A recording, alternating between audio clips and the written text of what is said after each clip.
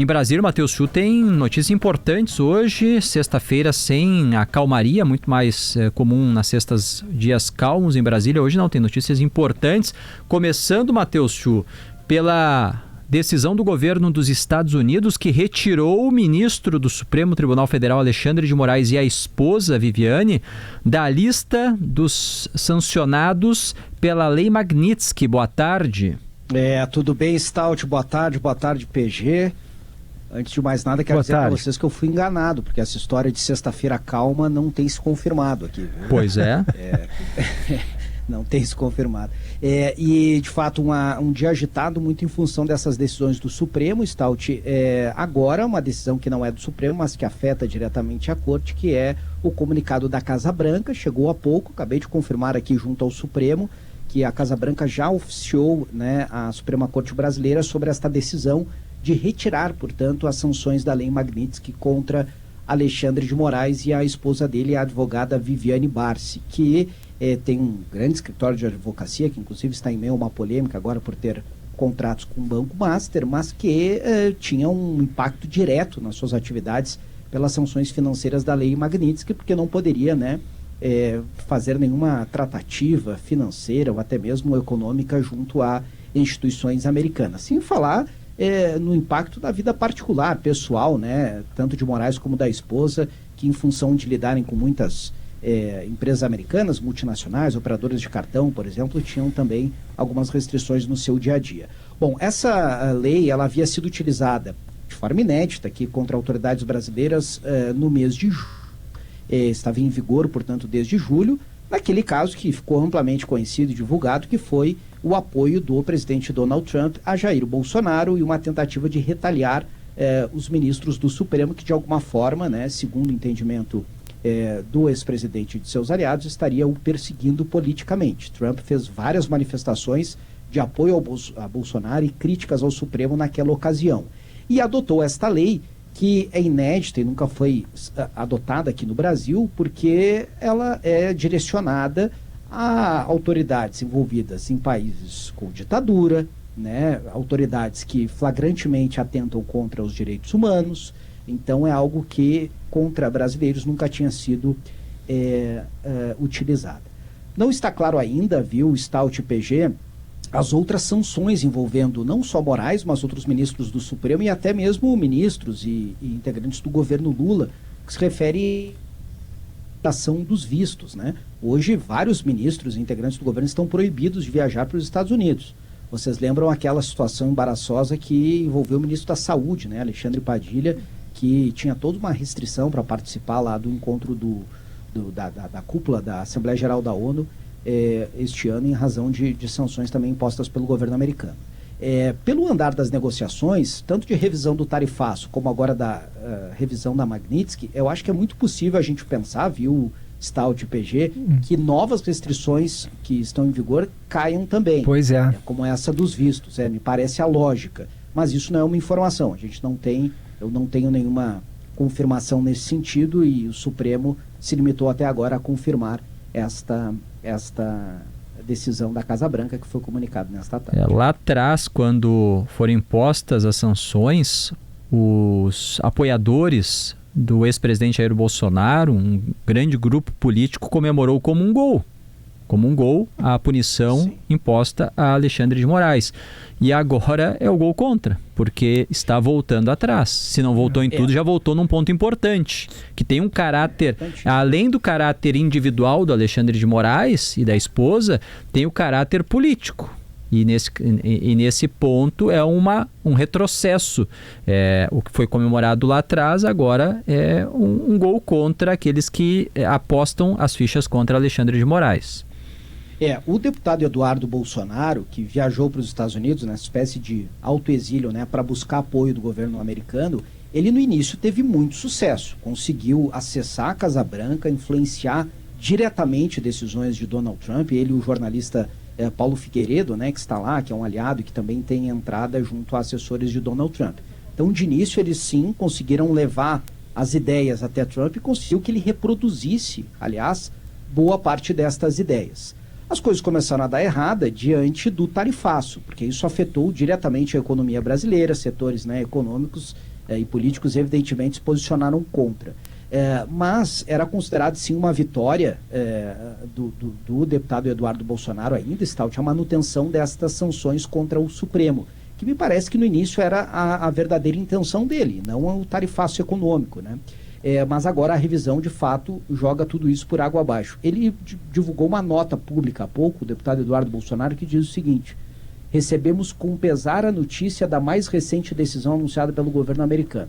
Somos gratos pelo apoio que o presidente Trump demonstrou ao longo dessa trajetória e pela atenção que dedicou à grave crise de liberdades que assola o nosso Brasil. Tem mais um trechinho. Ele usa esse termo pesar, é uma nota de pesar. Só para ver como é pesada a decisão que agora é contra o grupo que faz o movimento para atacar Alexandre de Moraes. A impressão que dá, né, Chu? Perdão, desculpa te interromper, mas é que esse grupo do deputado licenciado Eduardo Bolsonaro foi abandonado, né, pelo governo americano. É a impressão que dá. E a impressão que dá, PG, a gente tem ouvido isso, não é só a impressão, mas também a percepção de auxiliares do presidente Lula. É de que Trump verificou, depois de algumas semanas, alguns meses das decisões dele, que ele havia sido, não digo enganado, mas ele havia sido convencido sobre um cenário que não era exatamente assim, né? Um cenário de restrições de liberdades individuais e tudo, que, claro, é a opinião de pessoas ligadas ao ex-presidente Jair Bolsonaro, ao respeito, mas Trump, na prática, viu que o Brasil não vive um estado de exceção e que houve um julgamento, né? Todo o rito necessário foi seguido para o julgamento de Bolsonaro. E que também o país dele, e o governo começou a ser cobrado sobre isso, ele tinha prejuízos na sua economia doméstica com as ações que tomou, né? Especialmente o tarifaço, que encareceu produtos dentro dos Estados Unidos. Eu vou só finalizar a nota pública. Claro. Uhum. Não, porque eu não tinha acesso à íntegra, tinha cortado, mas agora eu consegui abrir todo o texto. Então, além de dizer que recebe com pesar a notícia, Eduardo Bolsonaro emenda esta manifestação dizendo o seguinte: lamentamos que a sociedade brasileira, diante da janela de oportunidade que teve em mãos, não tenha conseguido construir a unidade política necessária para enfrentar seus próprios problemas estruturais. A falta de coesão interna e o insuficiente apoio às iniciativas conduzidas no exterior contribuíram para o agravamento da situação atual. Esperamos sinceramente que a decisão do presidente Trump seja bem sucedida em defender os interesses estratégicos dos americanos, como é o seu dever. Quanto a nós, estamos trabalhando de maneira firme e resoluta para encontrar um caminho que permita a libertação do nosso país no tempo que for necessário e apesar das circunstâncias adversas. Que Deus abençoe a América e que tenha misericórdia do povo brasileiro. É o que escreveu Eduardo Bolsonaro nesta nota conjunta com o jornalista Paulo Figueiredo. A carta deixa claro o que aconteceu, porque ele fez um movimento fora do Brasil e não teve o respaldo político que imaginava aqui dentro. Tanto é que grandes setores da direita apontam o Eduardo Bolsonaro como o maior alavancador hoje da candidatura de Lula à reeleição. E ele se viu abandonado lá pela maioria ou pelos maiores grupos da direita no Brasil. Claro que tem apoiadores, mas ele não recebeu o apoio que precisava ou que queria. Exato, e não recebeu especialmente por causa das sanções econômicas, né, Stout? Exato. A direita ficou muito dividida, né, o centro e todo o poder econômico evidentemente contra a postura que Eduardo Bolsonaro adotou de atentar contra o próprio país, né? Tanto e é bom relembrar o que aconteceu bem no início do momento em que as sanções foram anunciadas, que na família Bolsonaro, o senador Flávio Bolsonaro, que como a gente sempre destaca aqui, é mais ligado à política tradicional, tem mais habilidade de negociação política, é menos radical entre os integrantes da família, ele chegou a se posicionar publicamente dizendo que Trump deveria rever as tarifas, dizendo que este não era o caminho. E logo, Bolsonaro, pai, determinou que ele removesse aquela postagem, porque aquilo ia contra o que ele, Jair Bolsonaro e o próprio filho Eduardo, que estava nos Estados Unidos, defendiam, né? Sem falar nas mensagens que foram vazadas entre os dois, Eduardo e Jair Bolsonaro, que mostraram, né, não só xingamentos contra Tarcísio de Freitas, mas essa questão da estratégia dele de radicalizar nos Estados Unidos. Mateus... O fato é que agora Eduardo Bolsonaro voltar para o Brasil, né, Stout? Deu tudo então. errado, e se ele voltar, vai ter ordem de prisão no aeroporto, com certeza. Não tinha quando viajou, isso precisa ficar claro, mas por toda essa ação que ele fez, virou réu e agora pode ser preso se voltar para o A gente não pode esquecer que ano que vem é o ano de eleição. E ele só fica com o cargo se for reeleito. Agora a gente tem uma tendência, inclusive na semana que vem, de que Eduardo Bolsonaro perca o mandato por excesso de faltas. Isso vai ser avaliado pela mesa diretora da Câmara, né? Não é uma decisão que cabe ao plenário, porque é uma, digamos, uma irregularidade administrativa, ele estourou todo o período de faltas. Então é o presidente da Câmara, Hugo Mota, com a mesa que deve decidir na próxima semana. Em relação ao Trump, eu acho sempre muito curioso, né? O presidente da República simplesmente se enganou, né? Impôs uma tarifaço que prejudica toda a economia de um país e do próprio país, em certa medida também. Mas, como disse o Chu, né? Mas em princípio ele chegou à conclusão de que não era bem assim a história que contaram para ele. Quer dizer, o presidente da República houve uma coisa de orelhada, não checa direito, acha que as taxas como estão injustas, que havia um desequilíbrio, né, entre o comércio brasileiro e o americano, que não existia. Aí ele resolve voltar atrás.